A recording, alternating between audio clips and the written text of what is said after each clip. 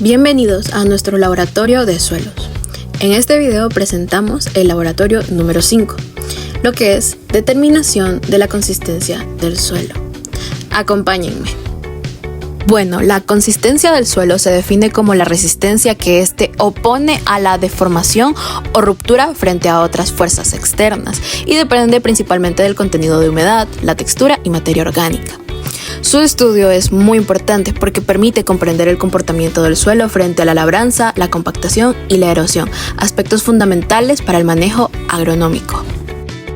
Somos el grupo número 6 conformado por Fernando Ajín, Alberto Alvarado, Ricardo Vaz, Fernando Córdoba, Camila Blandón, Martín Bedoya.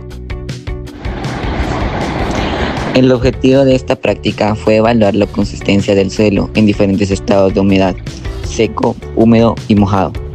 Además, se determinaron los límites de Eisenberg, límite líquido, límite plástico e indica de plasticidad, para interpretar el comportamiento físico del suelo. Para la determinación del límite plástico, se tamizó el suelo por malla número 40. Se mezcló con agua hasta obtener una masa plástica y se formaron cilindros de aproximadamente 3 milímetros de diámetro. Cuando los cilindros se desintegraban al alcanzar este diámetro, se tomó la muestra y se secó en horno para calcular el contenido de humedad correspondiente al límite plástico. Para el límite líquido se preparó una muestra homogénea y se colocó en la cazuela de Casagrande. Se realizó una ranura central y se aplicaron golpes a una velocidad constante hasta que los bordes se unieron. Luego se determinó la humedad de la muestra, que corresponde al límite líquido.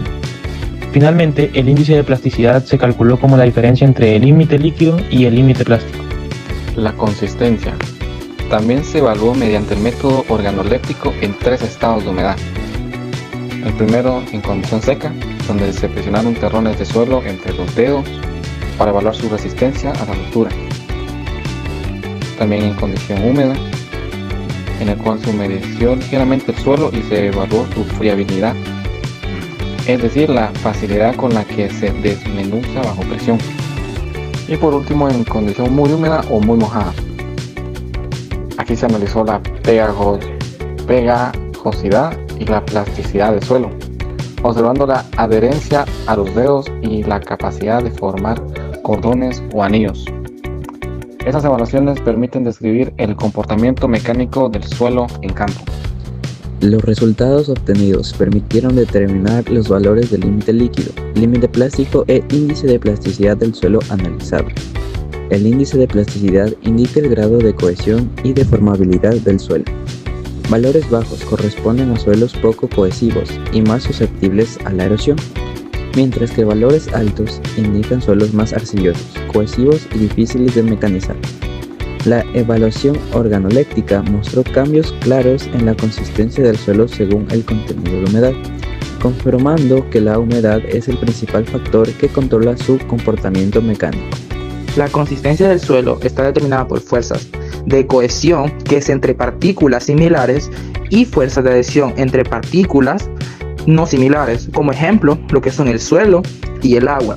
Esta misma cohesión se evalúa en 3 estados de humedad, porque el suelo cambia su comportamiento físico según su contenido de agua, ya que podemos ver que en seco es duro, en húmedo tiene una consistencia friable y en mojado es plástico y pegajoso.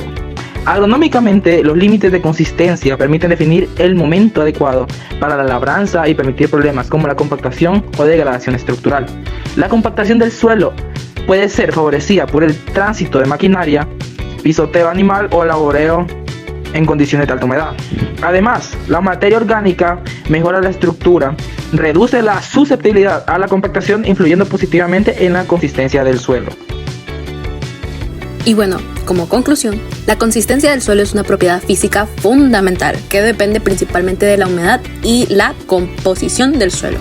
Su evaluación mediante métodos de laboratorio y organolépticos permite comprender su comportamiento mecánico y apoyar decisiones de manejo agronómico que son sostenibles. Entonces es importantísimo entender que la estructura de un suelo tiene que ser lo suficientemente fuerte como para que no se rompa y además como para que haya suficiente cantidad de aire, como para que después también se guarde parte del agua y los microorganismos y los distintos bichos puedan vivir.